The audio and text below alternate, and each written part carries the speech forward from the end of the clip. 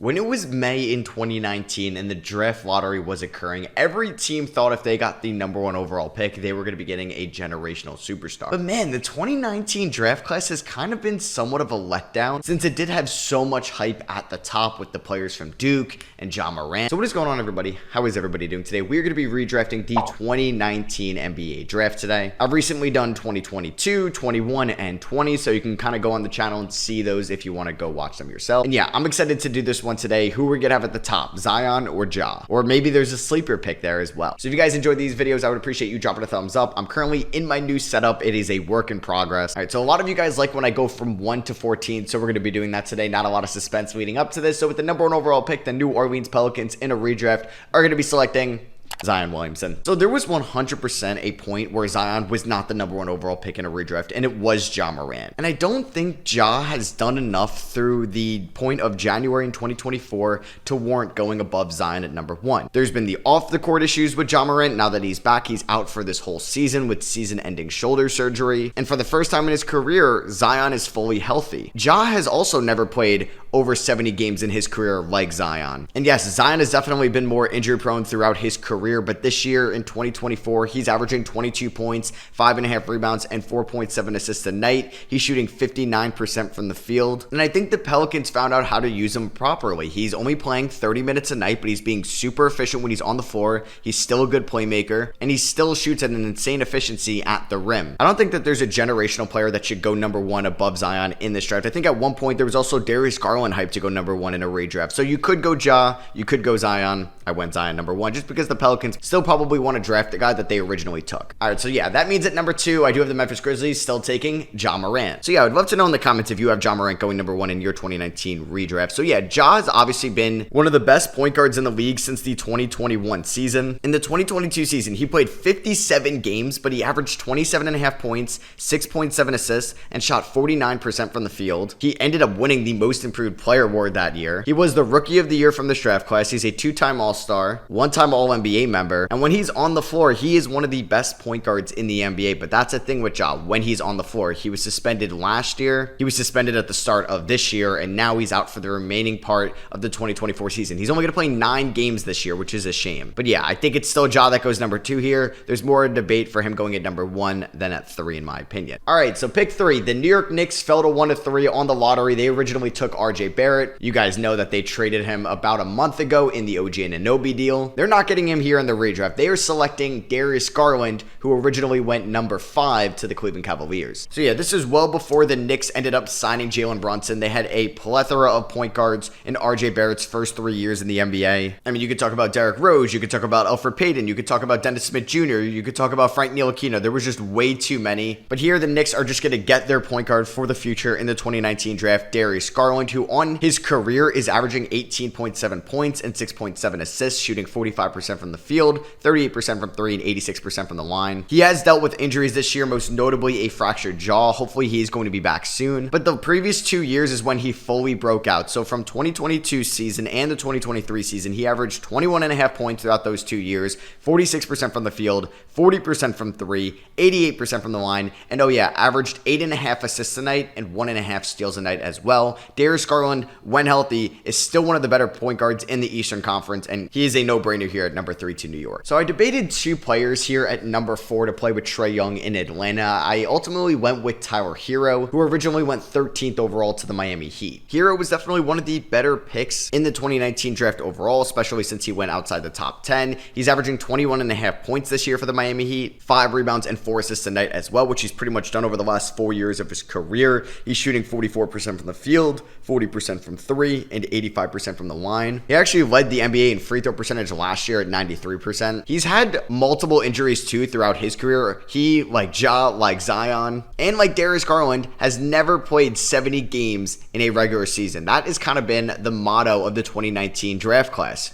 Injuries. So yeah, Hero though would go here at number 4, pair him up with Trae Young in that backcourt. Would not be great defensively, but would be very good offensively. So going into the year, the player at number 5 I have here would probably not have been in the top 10 in a redraft, or at least in the back end, but he now has shot up to number 5. He was the 7th pick originally in this draft, and that's going to be Coby White. Coby White is having a fantastic season with the Chicago Bulls, kind of a mini breakout year for him. He's averaging 19 points, 5 assists, and 5 rebounds a night. He's shooting 46% from the field, 40% from 3, and 82% from the line. And we've seen his numbers take a step up in the absence of Zach LaVine, and I think this emergence from him would really show why the Bulls should move on from him. And the Cavs aren't getting Darius Garland in the redraft here since he went number 3 to New York. So here at 5, they get pretty much the next best point guard and one of the better three-point shooters in the NBA. Coby White should definitely be in that most improved player conversation. In 2023, he averaged 9.7 points, and this year he's averaging 18.9 points, and his efficiency has actually gone up, and he's taking about 7 more shots a night. Oh yeah, and Coby White has actually played a season over 70 games, and that was last year, the first player in this redraft to have done so that I've mentioned so far. So we know that the Minnesota Timberwolves traded up on draft night to select Jarrett Culver out of Texas Tech. That did not work out. His March Madness run really sucked us all in. And we eventually knew that they ended up wanting to pair Karl-Anthony Towns with a rim protecting big man. So here at 6, they were just going to be drafting one, and that is going to be Nick Claxton, who originally was the 31st pick in this draft. They could put Nick Claxton at the 5, keep Karl-Anthony Towns at the 4. Nick Claxton over his last 2 seasons for the Brooklyn Nets has averaged 12.5 points, 9.5 rebounds, 2.5 blocks, and is shooting 68% from the field. I would actually love to see Nick Claxton on a better team at the moment, just because I think his two-way play can be that impactful, especially on a playoff team. Now, they wouldn't have Anthony Edwards yet, but you're telling me you can pair up Nick Claxton, Karl-Anthony Towns, and Andrew Wiggins at that time? That would have been at least a little bit intriguing in hindsight, knowing what Nick Claxton would have become. Number 7, they're not getting who they took originally in Coby White, since I had him go number 5 to Cleveland, so they are going to be getting RJ Barrett here at 7. He originally went number 3 to the New York Knicks. Yeah, RJ Barrett has had a super weird career so far. He's averaged 18 points, 5 rebounds, and 3 assists, but the efficiency has not been great overall. 43% from the field on his career, 34% from 3, and 72% from the line. He had a great sophomore year though, with the Knicks averaging 18 points and shooting 40% from 3, but then he took a little bit of a step back and never shot over 35% again until he got traded to the Toronto Raptors. And while it is a small sample size, but in 13 games with the Raptors, he's averaging 21 points, 7 rebounds, and 3.5 assists a night, and he is shooting 55% from the field,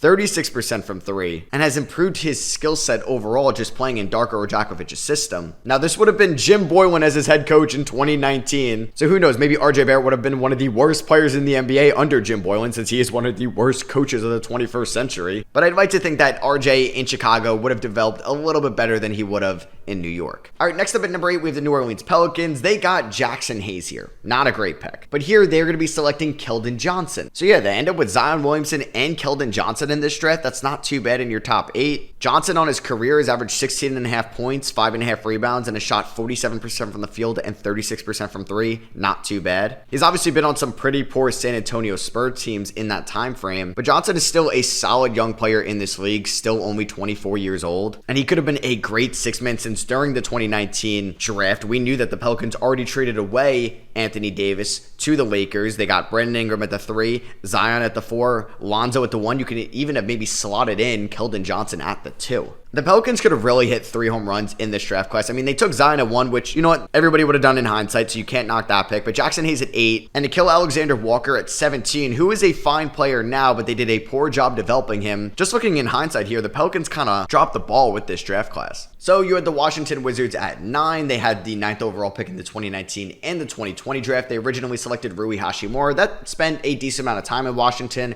before getting traded to the LA Lakers in the 2023 regular season. But here they're going to be selecting Cam Johnson, who originally went 11th overall to the Phoenix Suns. And you know what? Shout out to Phoenix. We all clowned them with this pick originally. But Cam Johnson has been one of the better 3-point shooters in the NBA since being drafted in 2019. On his career, he's averaging about 40% from downtown. And since his role has expanded since getting traded to Brooklyn from the 2023 regular season, he's averaged around 15 points, 4.5 rebounds, and has shot 46% from the field, 41% from 3, and 80% from the line. So the Atlanta Hawks here at 10 originally selected selected Cam Reddish, but they're going to be selecting somebody they did take in this draft, and it's going to be DeAndre Hunter, but instead at 4, they're getting him at 10. So you know what, Tower Hero and DeAndre Hunter in this draft for the Atlanta Hawks, not too bad. DeAndre Hunter has been very consistent throughout his career, and you can make an argument he should have gone higher here in this redraft. But the thing with Hunter is he's had his injury concerns as well over the last 5 years. Now, it's not been as notable as some of these other players that I've mentioned, but it's definitely something to just mention here. And for it being Atlanta's second pick in this draft, this is a home run for them. He's averaging 15 points, 4 rebounds for the Hawks this year, and is shooting 46% from the field and 40% from 3, as well as 90% from the line. He's improved his free throw percentage from 76% in his rookie season to 91% in year 5. But has it really translated to wins for the Hawks? I mean, that's tough to say. And he's currently out right now with a knee injury, and that's been a little bit of a story throughout Hunter's career. But hey, you're getting Tower Hero and DeAndre Hunter in this draft, and you can have Trae Young at the 1, Hero at the 2, Hunter at the 3, John Collins at the 4. Figure out your center spot at the 5, and that could be fun for years to come if that were to happen in hindsight. I know, I had no idea when I was going to have him go here either. So Jordan Poole was originally the 28th pick. I'm going to have him go to Phoenix here at number 11. They originally selected Cam Johnson. I had him go 2 picks higher to Washington. So it's tough for Jordan Poole because Jordan Poole has been horrible. One of the worst players in the NBA this year for the Washington Wizards. But obviously his role has expanded so much. And he's actually taking less shots with the Wizards. But he's not playing with future Hall of Famers around him like Steph Curry and Klay Thompson to take some of the pressure off his offensive game. So yeah, his efficiency has really dropped as well. But if the Suns looked at what he did in Golden State, specifically in that 2022 season when the Warriors won it all, they could really find somebody that they could develop as a one-way role player whose primary ability is to score off the bench, and I think that's worth it taking him here at pick 11. So here at pick 12, the Charlotte Hornets are selecting who they originally took in PJ Washington. Yeah, PJ Washington's actually in some trade rumors as of late, but as I'm recording this video, he just went off where he had 43 points on 77% shooting. I mean, they did lose by 12 though to the Jazz, so it really didn't mean too much. But Washington is pretty much a offensive-minded big man. The efficiency has never been exceptional, but it hasn't been too bad. Like, he's a solid overall shooter. His three-point shot could be inconsistent at times. It has dropped off since he's entered the league. Shot 37% from 3 in his rookie year,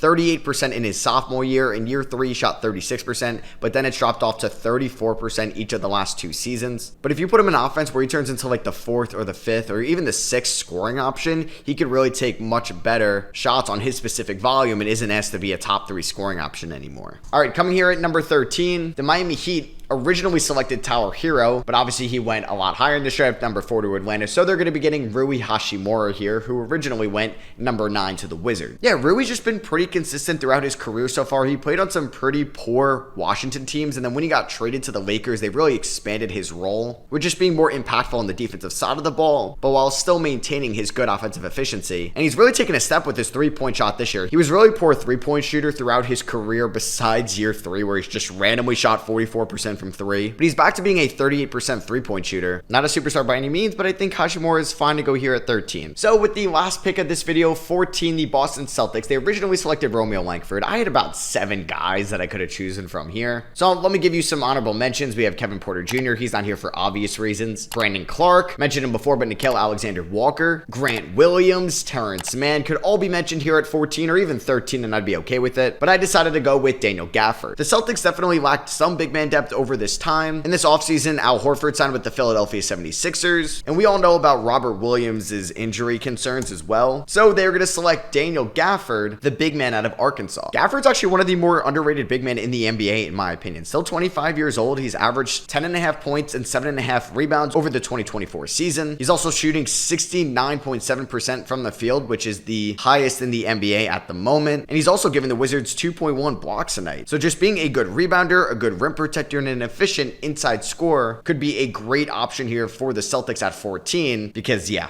Romeo Langford wasn't a great selection here. So yeah, I hope you guys enjoyed my 2019 redraft. Let me know if you did by dropping a thumbs up, and please let me know in the comments if you agree or disagree with any of these selections. Like always, I love you guys, and I'll catch you on the next one. Peace.